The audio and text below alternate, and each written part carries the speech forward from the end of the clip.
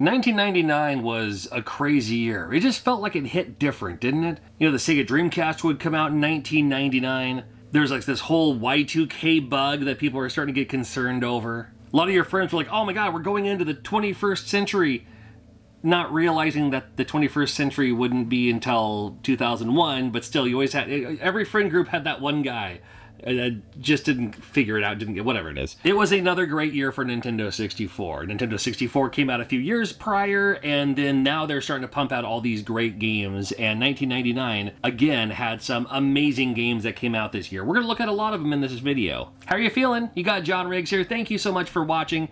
Please hit the subscribe button. That way I know you want to see more videos just like this, because I can see how many people subscribe on each video, so would love it if you do that. I also make video games too, and I sell them on my website, as well as custom air fresheners like this one that smells like pina colada and jungle. I turn down like 99.8% of the sponsorships that come my way because I can just sell my own games and stuff. So check out my website. It's a huge support to the channel. Thank you so much. Let us talk about some amazing games, including a Tetris game that came out at the early 1999 for the Nintendo 64. It was Magical Tetris Challenge. With a name like that, it had to be Disney, and that's exactly what it was. It was a Tetris game that also had the Disney characters in it. And why wouldn't you? You take Tetris, the best puzzle game of all time. You take Disney, what most people consider the best animation company, whatever it was, especially for 1999. This is before all the mergers and all that too. I said mergers, nothing else. You know what? It was just another Tetris game for me at the time. I've gone back since recently and checked it out a little bit more because now, you know, all these other Tetris things are coming out, including the Tetris Forever from Digital Eclipse. I was really locked into that for a while. And I was just like, okay, so it's just, you know, it's another way to play Tetris. And that's what's nice about Tetris. You can keep on reintroducing, and it's always going to be Tetris. We finally get a 3D Castlevania. And this I was excited for. Kind of. Like, just looking at it, I was like, it's not going to be the same. It's not going to be the same. I love Castlevania, and you know, I love the NES ones. I mean, I'm from the day. I got some age. Trust me on this. I remember when Castlevania was the only Castlevania. Played in the arcade, then came out on the NES. I was such a big fan of Castlevania, like that 2D, pixel-based, Symphony of the Night, Rondo of Blood. But when it came out for Nintendo 64, I was like, well, of course they're going to do a 3D version. That's what Nintendo does. Let's take the Nintendo 64, what it's capable of, and take some of your favorite games or favorite brands, favorite, you know, whatevers, and make it into a 3D game. And here's the thing about Castlevania 64, I'll just call it. It's called something else, but I'll just call it Castlevania 64. It's not a terrible game. I don't know how Castlevania-y it is. You're some dude with a whip, that's not bad. It's from Konami, of course it is. It had a lot of potential, and for Nintendo 64, it was what it was. I would have been okay with a 2D Castlevania game, but because you're getting it on Nintendo 64, let's give you that 64 experience, and that's where Castlevania comes in. It was worth looking at, and it's funny, I like it more now than I did then. I think because at the time, again, 1999, I was so deep into playing like PlayStation 1 imports, all these great pixel-based games that were still existing, you know, around everything else. And then here's the Nintendo 64, and it's like, I'm already done. But going back on it is actually kind of cool.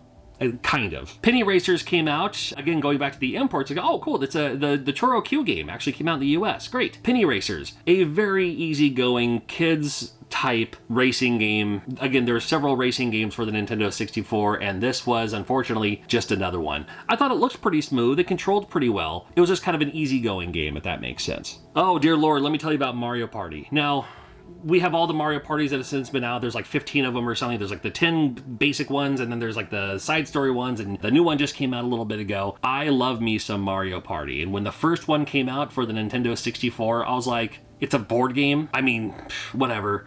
I'll check it out, I guess. And I did. I remember this very clearly. I had South Park. South Park came out the year prior. It was okay, but I got my play out of it. And then back in the day, because this is how we traded games, I had the Usenet Newsgroups buddy. And I found somebody who had Mario Party, and they didn't care for it. But they were looking for a copy of South Park for the Nintendo 64. Straight across trade. We didn't know each other. We just mailed each other our games, and it worked most of the time. And that was the game where my friends and I would stay up until the sun came up playing it. They talk about friendships being lost. I remember specifically one friend of mine who could never win. And then at the very, very end, last level, he had all the stars, had all the coins, more than all of us. And then he hit that, whatever that switch was or whatever. that transferred all of his coins and stars to someone else, and it was the funniest thing ever. He didn't speak for like 5 hours or something. Oh, sorry, Jeremy. Anyway, Mario Party, a lot of love for it. Came out in '99, and it's still one of my favorites. Love the Mario Party games. WCW Nitro came out. Now that the WWF, at the time, license is with the Aki engine and THQ, and those are like the really good wrestling games, right? Well, they can't just not make WCW wrestling games anymore, because WCW is still a very valid brand. So let's have someone else make these wrestling games. And Nitro, boy, it wasn't it. It moved too fast. I thought it looked pretty cool, but the camera was constantly spinning, so it was kind of hard to, like, you talk about ring awareness. Boy, I didn't have any kind of spatial awareness with how fast that ring was moving around. And it also just moved a little bit too fast action for my liking. Kind of cool to see, but man, it wasn't great. The good news is they did make a better WCW game later that I think came out later on this year too. We'll see if it pops up on this list. Foreshadowing. Snowboard Kids 2. I do like the Snowboard Kids games, and the second one came out. It could have been the first one, and if I put them back to back, I couldn't tell you which one was first, which one was second, without looking at the title screen. I liked them okay. Again, snowboarding games were still very popular, and this was a snowboarding game that also had some extra features you could use, some extra little power-ups and stuff like that too. So, very cool. I'm down. Vigilante 8. I was very happy to see this come out because I was such a huge fan of Twisted Metal. Loved me Twisted Metal for the PlayStation 1. Twisted Metal 2 was really good too, and 3 was okay. But Vigilante 8 kind of brought you back to Twisted Metal 1 and 2. So when you played Vigilante 8, you're like, oh, this is what I remember Twisted Metal being so good. It's not exactly Twisted Metal, but it does play a lot like it, enough for you to say, you know what, this is good enough for Twisted Metal on the 64. They made Vigilante 8 for other systems too, but cool to see it on the 64. Beetle Adventure Racing came out, another racing game. This one was heavily sponsored by Volkswagen, of course, because it's Beetle. It's the Volkswagen Beetle, and for some reason, for the longest time, the Volkswagen Beetle was the thing. It was the thing that you would see on the road. I've never driven in one. I've never even been in one. I've never driven one, and I've never even been in one. But it was kind of a thing, and was for a while, like until 2002 or so. Yeah, the Volkswagen Beetle was just, I mean, it was just its own thing, is all the best I could say. The Volkswagen Beetle, now that I think about it, to be extra 90s, the Volkswagen Beetle should have been transparent. So you could like back when, like, the iMac and everything else had the transparency, the Game Boy Colors, the Play It Loud series. Even the Nintendo 64 had the transparent plastic so you can see through it. They should have done something like that with the Volkswagen Beetle so you could like see the engine and stuff. But actually, it'd probably be a distraction. They should have done that. If anyone would have done it, they could have done that. Anyway, the game was fine. Micro Machines 64 Turbo came out in 1999. I thought it was pretty cool because it reminded me a lot of RC Pro-Am. So you get the tank controls, unfortunately, where left goes left, right goes right. It doesn't matter if you're up or down. Left goes left, right goes right. It does get used to because I played me a lot of RC Pro-Am. So it was nice to play it again because it was like, it kind of took me back to, playing RC Pro-Am again. It wasn't the best game ever. It certainly wasn't the best racing game ever. But again, another racing game that wasn't the same traditional 3D racing game. Lode Runner 3D didn't need to happen. It looked like, well, how could I even describe this? It was an interesting sort of game. Like, hey, let's find this old IP that at this point, people playing this game, they've probably never even heard of the original Lode Runner. Because Lode Runner, wasn't the biggest thing in the United States for so long. I mean, it was kind of a thing, in the 80s. And now here we are, late 90s, and here's Lode Runner 3D. It could have been better. It's another one of those that could have been better. They did try to put the little 3D spin to it. It still had the same idea where you could like disrupt blocks and everything, but it wasn't like one stage and grab all the money bags or the gold or whatever to move on to the next stage. This one was definitely more linear in a puzzle platformy way, but still with Lode Runner where you can make the blocks dissipate and then hopefully you can make them go away in such a place that you can continue and not get stuck. I don't know, it was a rental for me. So we get Rampage 2 now for the 64. Rampage 2 was interesting. I mean, it was just like, it was another Rampage World Tour type of game, but it featured new monsters. Was there anything different about it? I honestly can't remember. I just remember it playing exactly like the other Rampage World Tour game on the 64, but this time it had different monsters in it. So I was able to check it out, but I was like, okay, so it's still kind of the same though. You see Charlie's Blast Territory, again, another game that reminded me of Bomboozled. Was that the name of the game? For the Super Nintendo, it was like it was a near launch title for Super Nintendo where you had to like blow up the bombs a certain way so you were still standing on a platform without your platform being blown up by a bomb. And Charlie's Blast Territory reminded me of that. And I like puzzle games like that for a while, so it was fun to see for a little bit. Chameleon Twist 2, I liked the first one okay, and the second one I thought played even better. Chameleon Twist could have been another franchise that continued on and on and on. Was it Sunsoft? I think it was. It was a 3D platformer, but with the addition of having like the extendo tongue that you could use to grab walls to move yourself to the wall. You could also like stick out your tongue and use the analog to make the tongue lap around and, you know, grab all the enemies. And then you could, once you suck in the enemies, you can blast them back out, kind of like Yoshi in a way. Boy, they could have teamed up with Nintendo and had that game be a Yoshi game versus the Yoshi game we did get.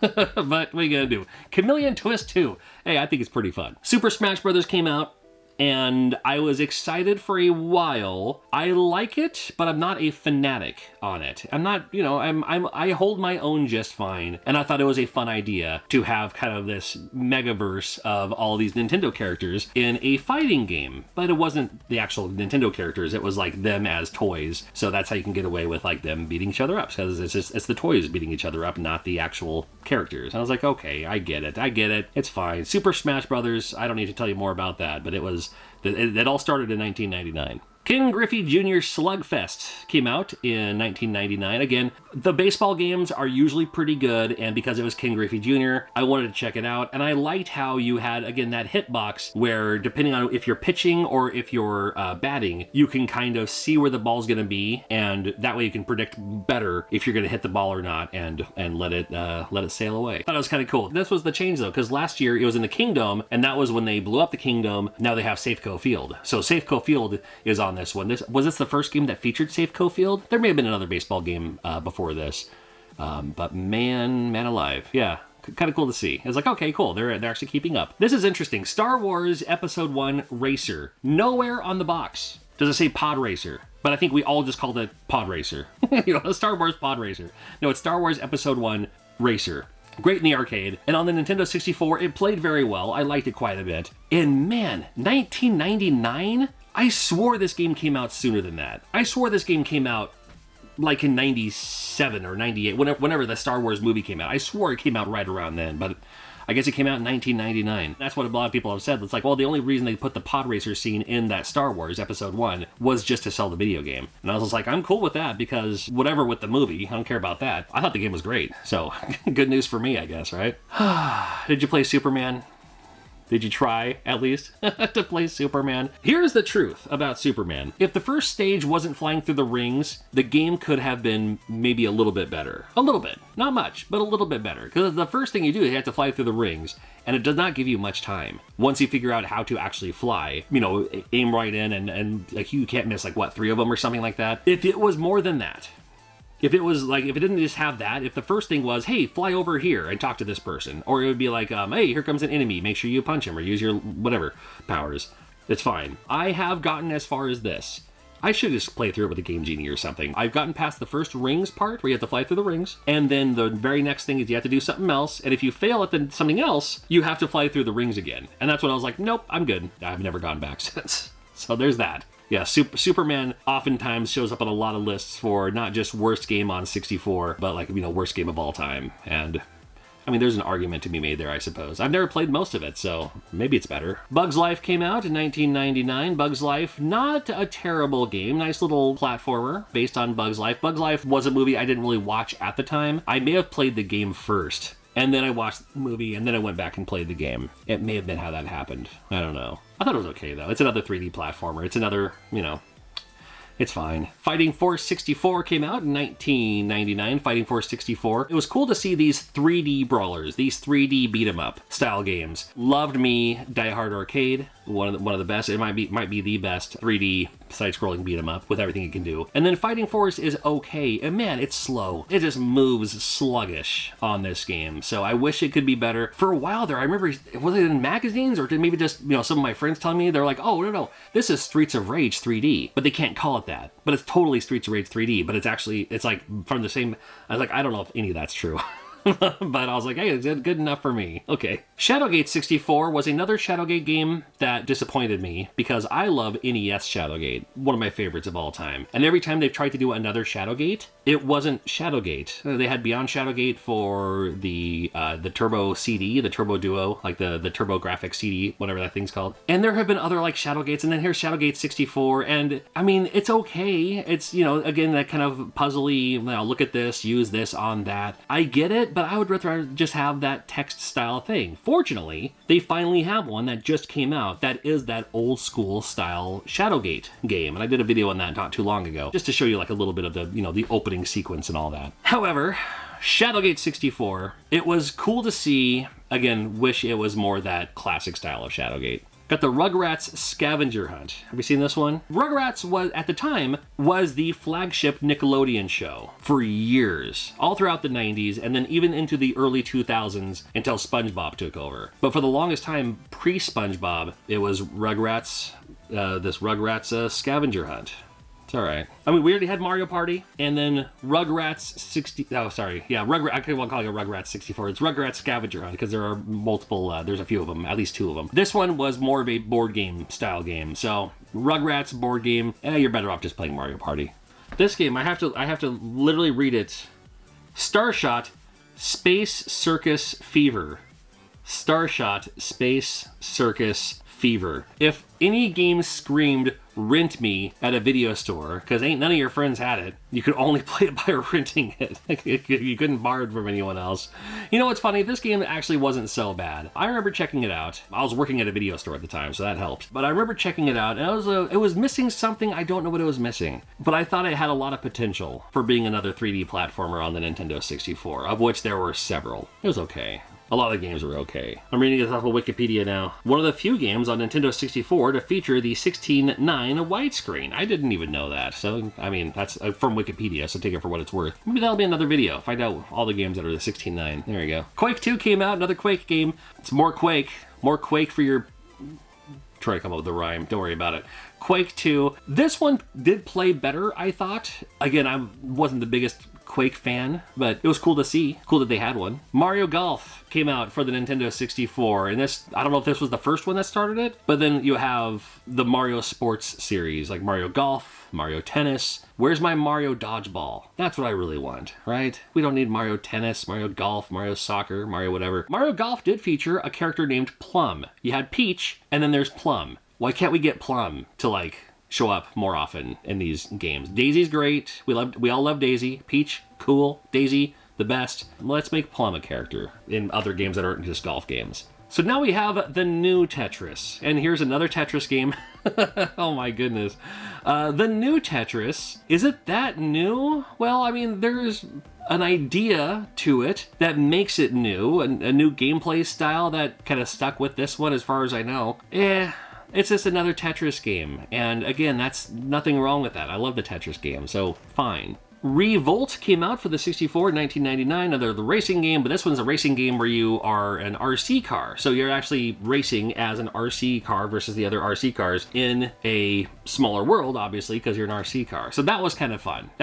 So if you're a huge RC fan, Revolt, that would have been the one to get for the 64, especially in 1999 when it was released. Duke Nukem 0 Hour came out, and this is weird. This is like, because Duke Nukem is supposed to be first-person view, catchphrases galore. There are catchphrases in this. But this one's like behind the shoulder. This one's like that siphon filter view, that kind of like Uncharted view. I mean, like, it would be like if they had Doom, and then you like look over the guy's shoulder, or Halo in this case, and look over the guy's shoulder, something like that. Yeah, but like no, just, you know, give me that first-person perspective. That's what I'm used to with my Duke Nukem games. But maybe they're trying something new, and maybe because that was the way that new games were going, was doing this kind of over-the-shoulder thing. So, more power to them. Gauntlet Legends came out. I love the fact that Midway was doing these games, because, you know, they had the Rampage, and now Gauntlet Legends. Bring back Gauntlet, and it's perfect for the 64. 4 players simultaneous. You can choose your characters, choose your colors. It moves pretty slow because it's on the 64 probably, but man, what a great idea. And what a great way to bring back Gauntlet with Gauntlet Legends. I mean, I was a huge fan of Gauntlet back in the day, and then to see it come out, because like we could have had Gauntlet for the Super Nintendo if you think about it. That would have been fun. It would have been great. But, you know, save it for the 64 now with the 3D, but still with the overhead view for Gauntlet Legends, and it's still a fun one. Fun to see in the arcade too. Hybrid Heaven. This was the closest to Metal Gear Solid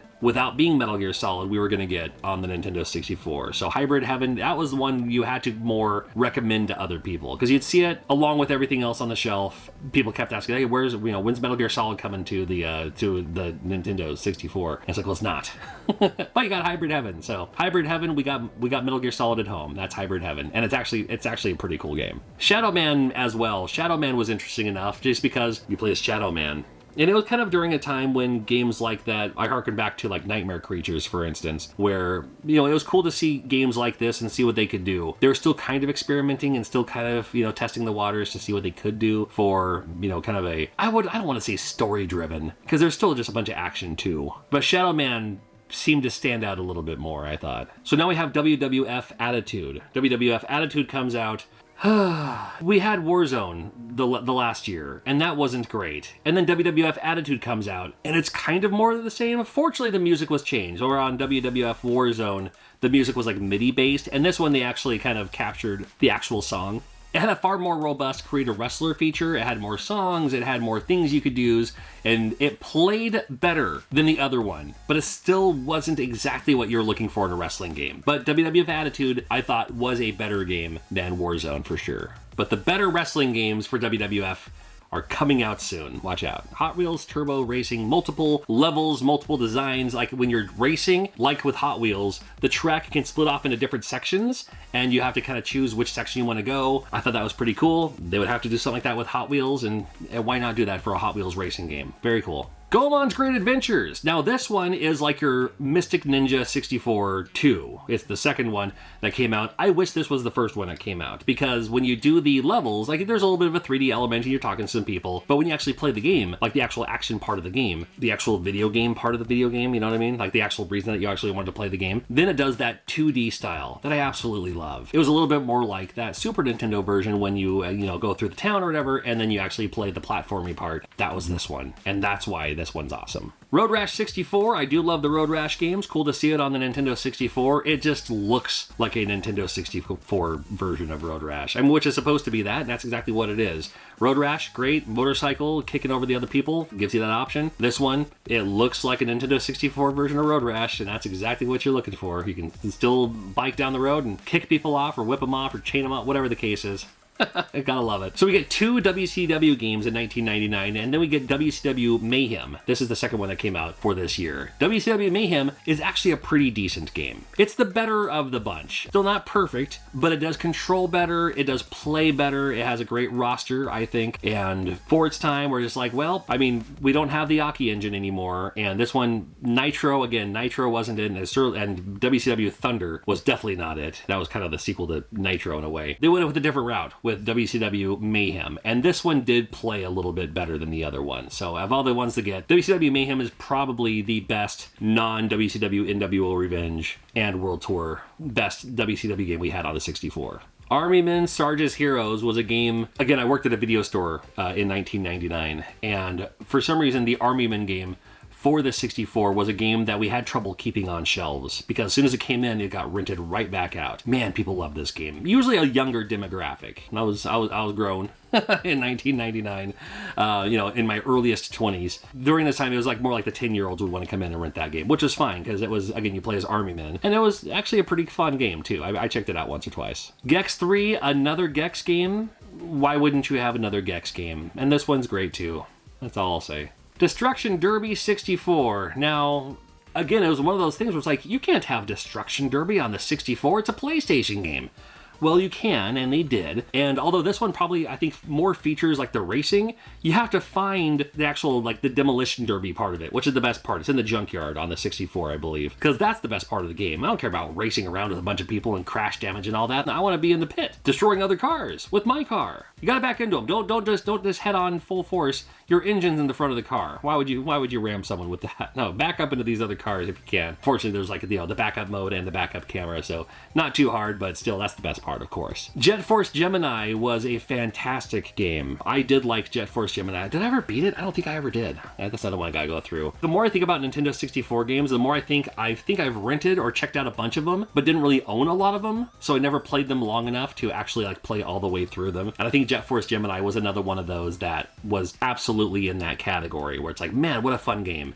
Why didn't I play it longer? I don't know. I was busy doing all this other stuff too. But Jet Force Gemini, that was one that's, I think, worth checking out for sure. We had Knockout Kings 2000. Here's what I love about Knockout Kings 2000. You can't do a better boxing game than Punch-Out. Whether it be Mike Tyson's Punch-Out, Standard Punch-Out, the Arcade Punch-Out, Super Punch-Out, that is the only way you can do a boxing game any justice. But Knockout Kings was fantastic. And it was so refreshing to finally have a decent boxing game that wasn't just hit them before they hit you, and hopefully you block when they throw a punch that you didn't see coming, or, you know, something like that. It actually played very well. So great to see this, and on the 64 it played pretty well too. Oh boy, we had Earthworm Jim 3D. Now, I'm a big fan of Earthworm Jim, love the first two for the Super Nintendo. The first one actually on Sega CD is my ultimate version, but the Earthworm Jim 3D was another attempt to make a 3D game that didn't need to be 3D, and once you play it, you'll see why. Paperboy came out for the Nintendo 64, and that was like, oh yeah, Paperboy. I forgot about Paperboy. Had a couple of them on the NES, had one of them on the Super Nintendo, I think. I think Paperboy 2 was it Paperboy 2 on Super Nintendo? Because it was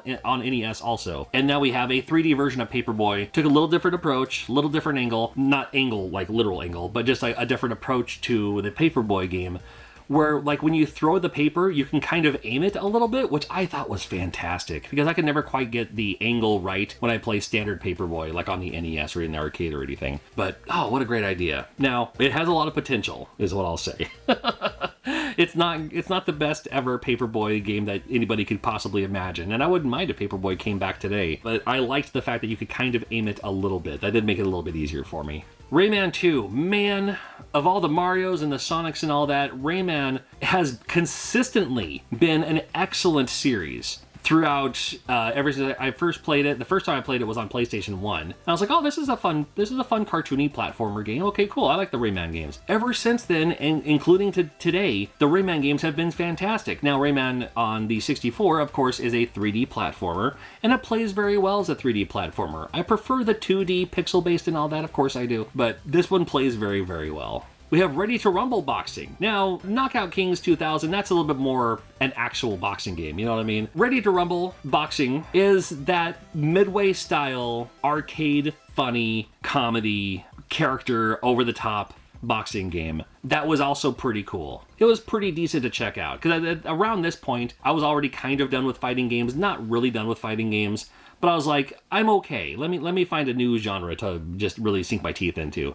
So why not, instead of having a fighting game, have a boxing game? Okay. And Ready to Rumble was actually pretty cool. I liked seeing it. Wouldn't mind if that one made a comeback too. Resident Evil 2. We finally get a Resident Evil game on the Nintendo 64, and again, it plays extremely well for a 64 game. I didn't think it would when I first saw it. Now, I played it on PlayStation 1. That was my way I played Resident Evil 2. But when I saw it on the 64, I didn't really get into it because I already have it on PlayStation. Why would I play it on 64? But when I finally did look at it just to kind of compare, I was like, oh, they actually did it pretty well. So, cool. Toy Story 2. Now, a lot of people grew up with Toy Story 2 being their 3D platformer. Like, that's their game, is Toy Story 2. That's their memory, that's their nostalgia. Like, for me, maybe more like a Mario 64, even something earlier than that. But there's a lot of people who are just like, oh man, I played so much Toy Story 2. I was like, Toy Story 2? Well, why wouldn't they? That would be the safe game that parents would get their kids at the time during a time of like Mortal Kombat and stuff like that. So here's this great game from Disney, great movie, put it on a game system, and you know what's funny? It's actually really good. If you ever checked out Toy Story 2, check it out. It's really good. WWF WrestleMania 2000. I was so excited for this. So I loved WCW NWO Revenge, and I liked World Tour as well. So now we get WrestleMania 2000, which is that same Aki engine. So now it's like you take that from WCW, like Revenge, for instance, remove the WCW of it, put the WWF in it. It wasn't called WWE yet. I was more into WWE than WCW. I watched WCW also, but I was more into WWE. I'm from the Pacific Northwest. Not that that matters, but I know there's a lot of people in the South love them some WCW. So, and I like again, I watched WCW for like the cruiserweights and stuff.